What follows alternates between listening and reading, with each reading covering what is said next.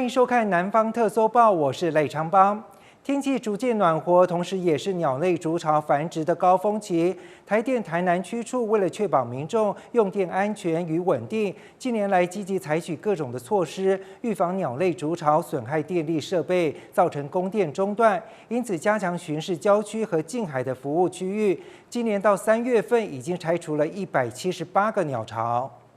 为确保供电稳定，台电必须维持线路的净空。而筑在电线杆开关平台上的鸟巢，若含有铁丝或金属线，就可能引起导电，造成设备故障。因此，台电台南区处人员在鸟类趁着天气回暖、开始筑巢之际，就加强巡视。一旦发现有鸟窝成型，就赶快移除。我们春天是鸟类筑巢的季节，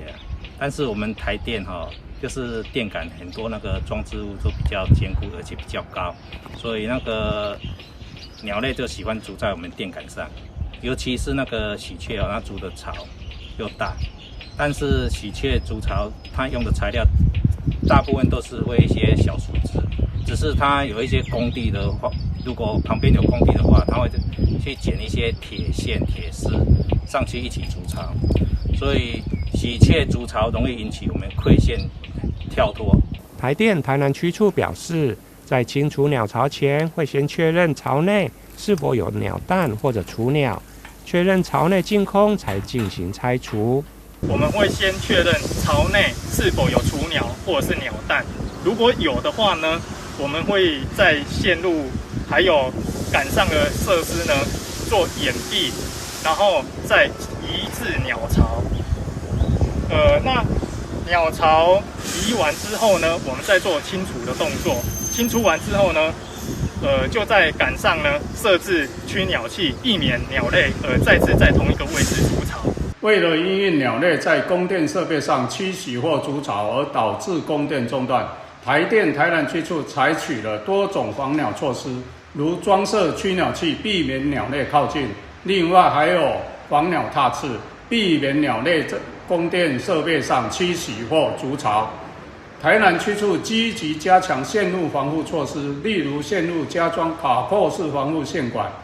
更换架空电缆等，防止鸟类对电力设备造成损坏和供电中断。为确保公安，台电人员会评估现场环境，实施安全措施，采取暂时的断电或掩蔽方式才进行清除作业。而且清除鸟巢后，也会在圆杆上加装驱鸟器和防鸟踏刺等工具，避免鸟类再次筑巢或者栖息。台电台南区处统计，到今年3月，已经拆除了178个鸟巢。记者林根台南报道。高雄寿山动物园日前邀请专家学者一同参观改造之后的动物园。除了为黑熊增加大水缸泡泡澡，兽舍里面也增加了可以承载1.5公吨的地磅，让兽医师在进行医疗行为时更加安全，整体大受好评。台湾黑熊慵懒地散着步，一旁泥土色的大水缸就是让黑熊消消暑、泡澡玩乐的地方。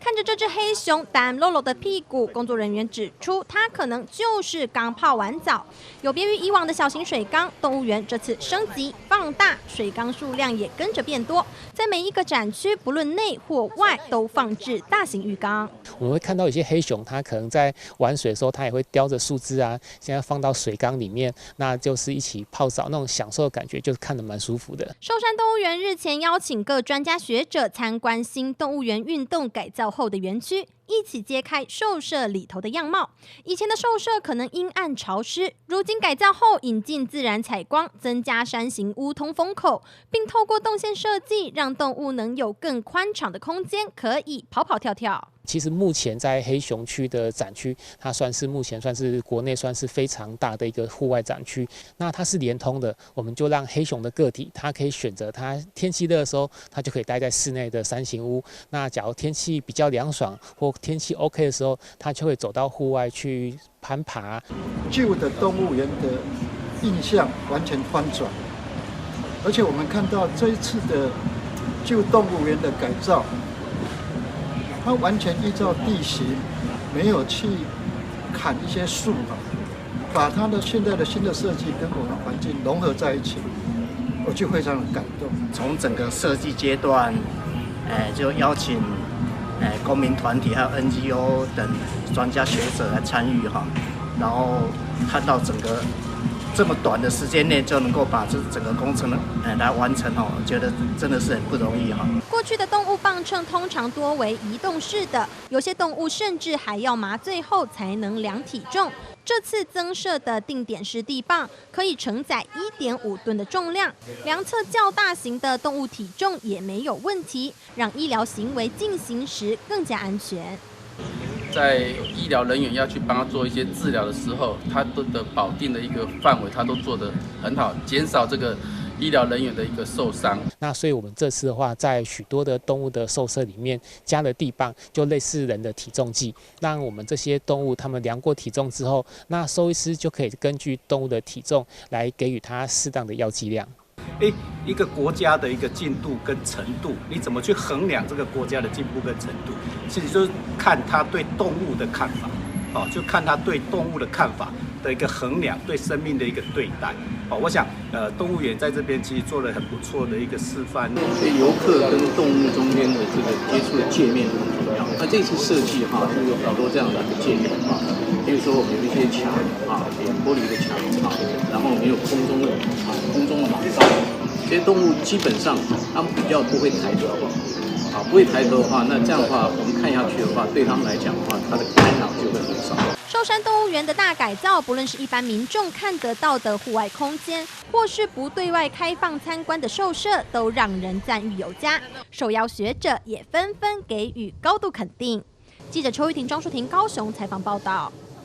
有一句广告词是“电脑也会选土豆”，而现在电脑也可以替农民喷农药。台南市为了因应农业缺工，积极发展农业智慧化的服务，所以和科技公司的无人机合作，成立了农来飞平台。只要一通电话就可以替代农民来喷农药，同时政府也有补贴，要让农民省时省工又避免危险。过去喷农药都是人力背负，不止辛苦，也有毒性危险。不过现在这样一台好几十万的无人机就可以搭载农药，不止轻松效率好，也可以节省1/3的药量。所以现在台南市农业局和在地科技公司合作，首创农来飞平台，就像外送般，一通电话就有无人机飞到农田为农民代喷。同时，市府也会向农委会争取每分地100元的喷药补贴，鼓励农民充分利用。我就是要转到几步，吼，安尼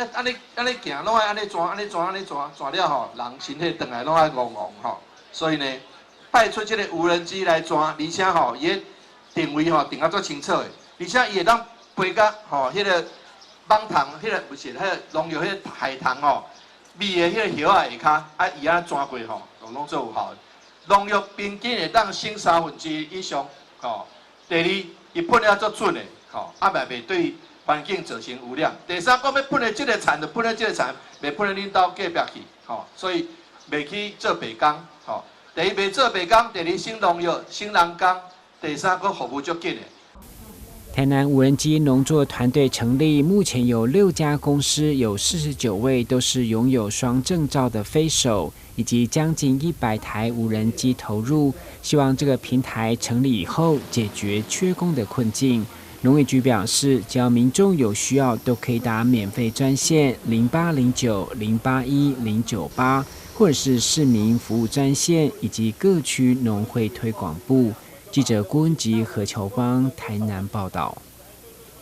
目前正值鹿茸的产季，高雄市养鹿协会理事长分享鹿茸的取得方式。他表示，一只健康的台湾水鹿大约可以活30年，1年可以取1次的鹿茸，但是经济价值不一定每次每只都一样，要看鹿茸的多寡才能够决定卖出的价钱。走进位于大寮区的养鹿场，可以看到几只台湾水鹿呆萌又可爱的样子。这里的鹿与一般观光场域的梅花鹿性格大不相同，它们较为敏感、怕生。记者靠近时，其中一只雄鹿相当紧张，但是请理事长拿着手机拍摄，这些水鹿就明显平静许多。鹿茸是长在雄鹿头顶上的软角，通常鹿农会在它长出来的3个月内将它取下。理事长指出，比较健康的台湾水鹿大约可以活30几年，1年能够取1次鹿茸。绑起来，绑好以后，开始消毒，把那个茸的底下这个龙头消毒，用酒精消毒以后再开始割下来就可以了。看你的那个鹿本身它的茸长得多还是少，你像那300多两的，一年的光茸大概都卖了大概将近30万呢。鹿的养殖方式与牛、猪大不相同，由于台湾水鹿是草食性动物，主食多为这种绿色的狼尾草。现在我们一般喂的都是狼尾草、玉米、青稞玉米，还有进口的木氏草块。有时会使用成本略高的木素草，也就是我们平常所吃的木素芽，它的成草营养相对比较高。它这个现在1公斤大概在23至24块哦，这个是豆科的哦，它营养那个粗蛋白啊，大概在16至20。高雄市目前有31家养鹿户，饲养台湾水鹿约有646头，年产鹿茸大概在1165公斤。目前鹿茸价格1两大约800元左右，比以往的1两1000元低了一些。台湾水鹿除了能产出鹿茸的价值之外，配种出来的小鹿血统也很重要。现在正值鹿茸产季，民众可以选择高雄在地的优良鹿场，安心选购高雄新鲜的鹿茸。记者潘志光、庄淑婷高雄采访报道。木棉花转动动漫季在台南一家百货公司开展，集结现在最夯的动漫《鬼灭之刃》、《间谍家家酒》等等，现场打造了7个主题展区，重现经典场景。另外还有超值的限量福袋，让粉丝热血沸腾。2023木棉花翻转动漫季登场，现场打造了7大主题展区，包括《鬼灭之刃》、《间谍家家酒》等等，让不少粉丝纷纷拿出手机拍照打卡。有没有特别哪些比较喜欢的？就《间谍家家酒》跟《JoJo》。鬼灭之刃，比较喜欢《鬼灭之刃》跟那个利可利斯。除了主题展区，还有许多周边商品提供粉丝挑选。另外更推出主题福袋，每袋下杀5折之外，同时还有满额拿好礼回馈。福袋通通都是超值下杀，那一袋都是680，数量有限。那其中最多人抢购的是《间谍家家酒》，还有我们的86不存在战区。另外搭配翻转动漫季，动漫界最知名的商店也来到台南同步登场，现场展售不同年代的公仔以及许多收藏。我们这个动漫快闪店东西非常的丰富，非常丰富。从70年代的哥吉拉到2023年的什么作品？东京复仇者、乌登芬、花匠，还有咒术回战，回战，我的英雄学院，你们可以想到的所有的作品，几乎都可以在这边找得到。除了展览之外，还特别在假日规划许多活动，将会有最强 cosplay 大会师，另外更有周边限量发送。展览一路展出到4月17号，粉丝得要把握机会。记者杨寿怀台南报道。普发现金6000元陆续入账，许多业者纷纷推出各式的活动优惠来抢攻商机。在高雄有饭店业者推出只要6000元就能够在旗下2家不同的饭店各住上1个晚上。此外，还有酒店业者升级房型再送调酒，各式好康的住房优惠相当吸引人。宝宝们在饭店的游乐场跑跑跳跳，笑得好开心，家长也在一旁，众人享受着亲子时光。全民普发6000元即将入账，你想好要怎么花了吗？许多饭店业者抓住这波商机，推出各式好康优惠活动，带你一探究竟。高雄大树区就有饭店与酒店携手合作，推出期间限定的住房专案，全家大小只要6000元，就能在当地2间不同饭店各住1个晚上，享受奢华假期。而且是以家庭房的房型来入住，包含2客的成人早餐。那除此之外的话，饭店也加码推出了就是6岁以下小朋友用餐免费，所以等于是在6岁以下的小朋友的早餐是完全免费的。那在这个情况下，等于是6000块就可以在我们2家饭店各住1个晚上。除此之外的话，还有隔天2大2小的一个早餐。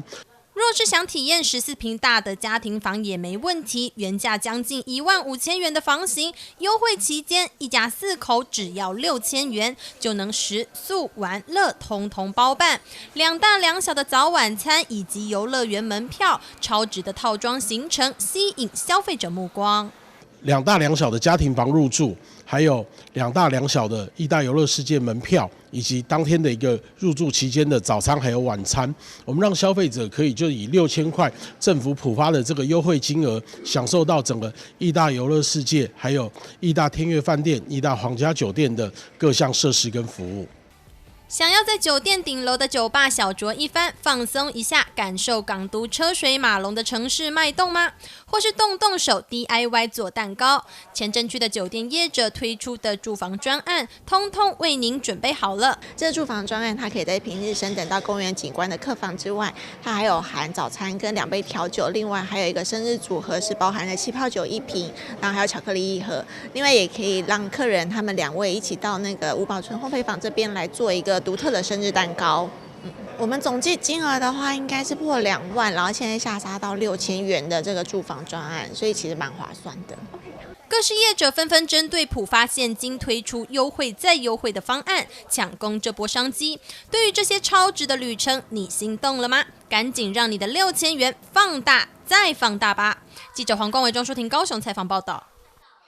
因为喜欢看网美，4位直男好友分工合作，在台南市安南区开了一家法式甜点网美咖啡店。特别是这个地点过去曾经是一家家具行的仓库，现在改造成为舒适的咖啡厅，而且还有法国蓝带认证的甜点师进驻，创造不少话题讨论。家具行内放置各式家具，等着客人自行挑选。将镜头转到另外一边，却变成咖啡厅的布置，但这并不是什么样品示范，而是真正的咖啡厅在这营业。4位年轻好朋友结合各自的专长与优势，在安南区福安路4段合开了这间不凡法式甜点，而且这个地点过去曾是家具行的仓库。家具行老板柯宗宏特别将仓库整理出来，帮助年轻人圆梦。后面这块空间呢，原来是我工厂的部分啦，那因为就是比较没有用到，那为了支持年轻人创业，那我就把后面这块空间呢，让他们来成立这个咖啡甜品店。因为我们是经营家具店这样子，那其实有时候卖家具这种东西，你卖到最后，你就会想说，其实我卖的不单单只是家具，而是一种生活的模式，一种感觉嘛。就我今天做了一张舒服的沙发，吃着好吃的东西，这是一个生活的一种乐趣。对，那我就说，我这个朋友，你在做甜点，又是法国蓝带学回来的。他说，帮我们家有块空地啦，帮我们来弄一间那种咖啡厅，但是我又不想要跟人家一样的咖啡厅，所以你可以看到现场的几乎每一张座位啊，每一个桌子它都长得不一样。对，我的目的就是说，我希望你在不同的座位啊，或是不同的环境，你可以享受到不一样的感觉。店长黄俊腾表示，因为安南区过去比较少有法式甜点店，现在有了这间店后，也让民众不用再到市区去，在安南区就能品尝到最美味的法式甜点。安南区这一带其实来讲，其实甜点店不多，那加上可能我们之后还会有规划所谓的餐酒馆的部分，对，所以这个地方来讲，就是它也还在开发。那我们也希望说，安南区的朋友就是除了甜点店不用再跑到市区，然后我们这个地方也有，然后大家坐会是比较舒服、比较开心的，所以当然是希望说这个空间是让大家可以多多的利用，然后也多多的享受这样的空间。这样，负责甜点部门的黄博维，过去曾在五宝村面包店服务，也因此爱上了烘焙工作。虽然不是本科出身，但为了精进自己的技术，特别前往法国学艺，也取得了法国蓝带主厨的认证。大学的时候在五宝村打工，就是机缘巧合下蛮想，然后去做烘焙这一块，才选择去法国。那回台湾之后呢，我觉得在台湾的原物料上，其实比很多国家来得更好。只是我们可能在技术上没有这么的成熟，所以我才选择去国外去学习烹饪技术，然后才回国来做这个。那我们也希望说，透过这样的空间啊，让大家知道说，生活跟甜点就是还有一些艺术品，算是可以蛮息息相关的。然后我们也是希望可以推广台湾人在地的口味，就用台湾自己的原物料去做。其实我觉得这才是台湾本身很多厨师该做到的本质。柯以权、黄俊腾、黄博维和刘卫伦4人发挥各自的专长，携手在安南区开了不凡法式甜点。柯以权说，在父亲的支持下，利用工厂的闲置空间开店，前面是家具行，后面是咖啡厅的组合，就是希望带给民众不一样的消费体验。记者张硕维，台南报道。接下来看这一则充满想象力的新闻。位在高雄市前镇区汕头公园里有一棵雨豆树，因为枝干倾斜而加了支架，小朋友就发挥想象力，笑称这棵雨豆树好像老爷爷弯着腰拄着拐杖的样子，非常有趣。一般上了年纪、行动不方便的长辈，多少会依赖行动辅具的帮忙，让自己行走或是站立可以更加安全。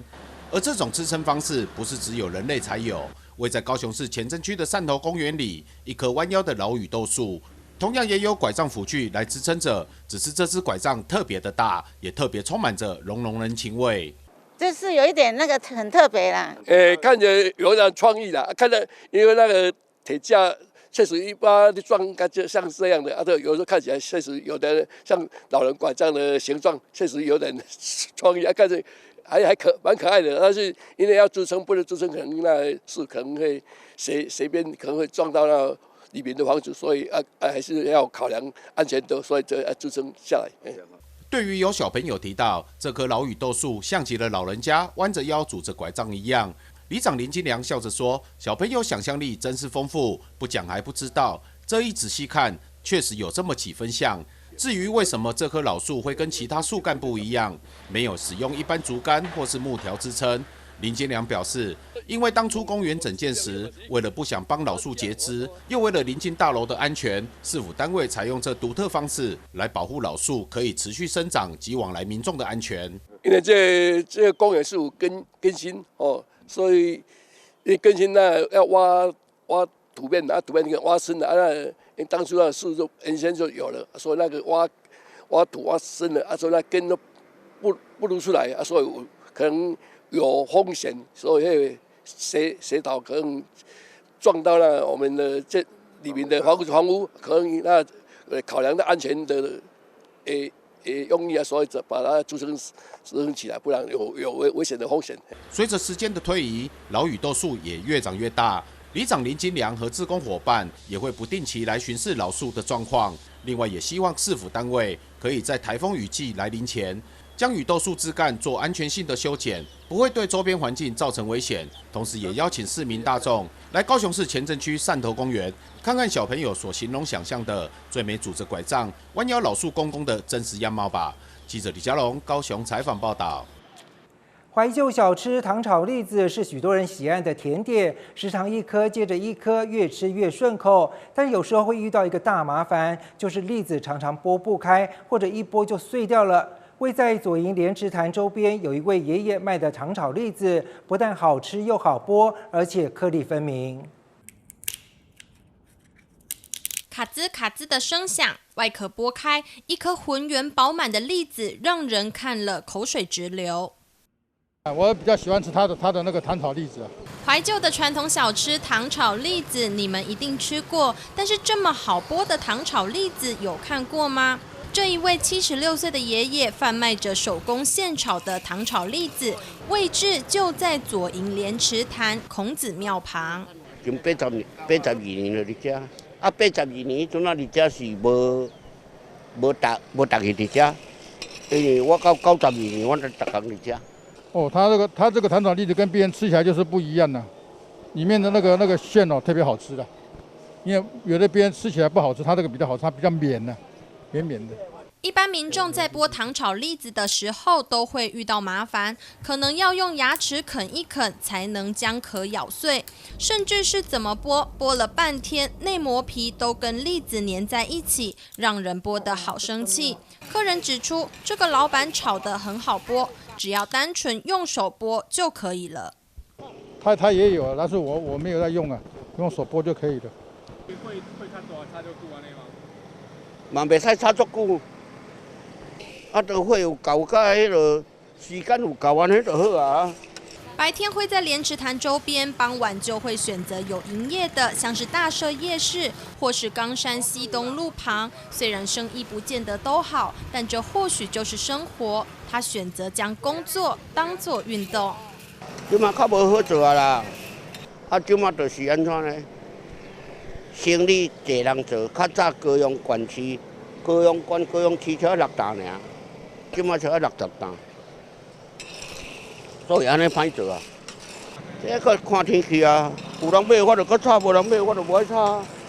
怀念古早的好味道吗？不妨来莲池潭观光旅游的同时，看看有没有机会遇到这位卖糖炒栗子的老板吧。记者邱玉婷、庄淑婷高雄采访报道。以上就是今天的南方特搜报，感谢您的收看，我是赖昌邦，我们下次再会。